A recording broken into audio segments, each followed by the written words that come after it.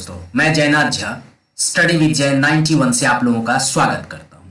दोस्तों, आज मैं एक टॉपिक लेके आया हूं, प्रवर्तन निदेशालय यानी डायरेक्टोरेट ऑफ इन्फोर्समेंट यानी ईडी।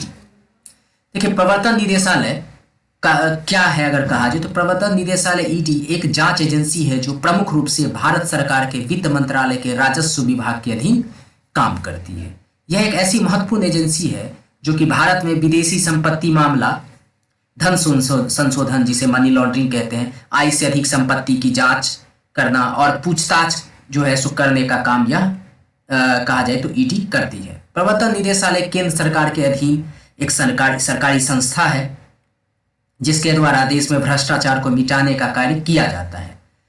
प्रवर्तन निदेशालय या ये कह सकते हैं डायरेक्टोरेट ऑफ इन्फोर्समेंट एक गैर संवैधानिक संस्था है, अर्थात इसके बारे में कहा जाए तो संविधान में कोई जिक्र नहीं है इसका। यह भारत सरकार के फेरा और फेमा कानून के तहत कार्य करता है। भारत में आयकर विभाग जैसे भी बहुत लोकप्रिय संस्था है। अब बात किया जाए प्रवर्तन निदेशालय का मतलब क्या होता है। देखिए, प्रवर्तन निदेशालय मुख्य रूप से भारत में विदेश से जुड़ी संपत्ति मामले और अन्य तरह की संपत्ति की जांच करती है। वहीं ईडी के अंतर्गत जो भी अधिकारी काम करते हैं उनका चुनाव आईएएस, आईपीएस इत्यादि रैंक के आधार पर ही किया जाता है। यह एक ऐसी खुफिया एजेंसी है जो हमारे देश में वित्तीय संबंधित अपराधों पर पूर्ण रूप से अपने नजर बनाए रखने का काम करती है और साथ ही कहा जाए तो मनी लॉन्ड्रिंग मामलों की भी यह जांच करती है। आर्थिक स्थिति चाहे जैसा भी हो, लेकिन ईडी को यह जिम्मेदारी सौंपी जाती है कि वह सही तरह से उस मामले की जांच करे। इसके साथ ही आर्थिक रूप से कानून लागू करने का भी अधिकार ईडी को ही सौंपा जाता है। बात करें ईडी की स्थापना कब हुई, तो ईडी की स्थापना 1 मई 1956 को हुई थी। वर्तमान समय में ईडी फेरा 1973 और फेमा 1999 के अंतर्गत काम करता है। वहीं वर्तमान समय में ईडी के कहा जाए तो मुख्य 5 कार्यालय हैं, जिसमें दिल्ली, चेन्नई, मुंबई, चंडीगढ़ और कोलकाता है। अब बात करें प्रवर्तन निदेशालय का अधिकार क्या होता है, तो अधिकार की अगर बात करें तो प्रवर्तन निदेशालय को फेरा 1973 और फेमा 1999 यह 2 अधिनियम के तहत भारत सरकार की सभी तरह की वित्तीय जांच करने का अधिकार प्राप्त है।